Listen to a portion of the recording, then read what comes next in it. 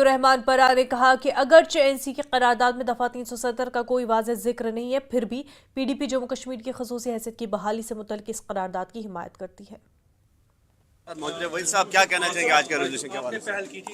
G it's a welcome ہوں، ہم اس کا تہہ دل سے خیر مقدم کرتے ہیں اور یہ جموں کشمیر کے عوام کی خواہشوں کے حساب سے ایک موو کیا گیا ہے۔ ہاؤیور ہماری یہ بھی ریکویسٹ تھی، جو عمر صاحب نے کہا ڈائلاگ ہونا چاہیے پہلے آپس میں، انہوں نے تو ہم سے بات چیت اس میں کی نہیں، نہ اسٹیٹ ہوڈ کے ریزولوشن پہ نہ 370 کے ریزولوشن پہ۔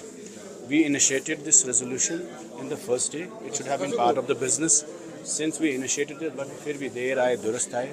غرض یہ ہے کہ اس میں کچھ ورڈز مور اسٹرانگلی ہونے چاہیے تھے۔ ایک 5 اگست کی کنڈیمنیشن مسنگ ہے، اور سیکنڈ کلیئرلی یہ لکھا نہیں ہے کہ اسپیشل اسٹیٹس کو ریسٹور کیا جائے، بلکہ یہ لکھا گیا ہے کہ اسپیشل اسٹیٹس کی ریسٹوریشن پہ ڈائلاگ ہونا چاہیے۔ I don't think there is any need or demand or any requirement of dialogue for restoration of special status. We clearly seek restoration of special status in its originality.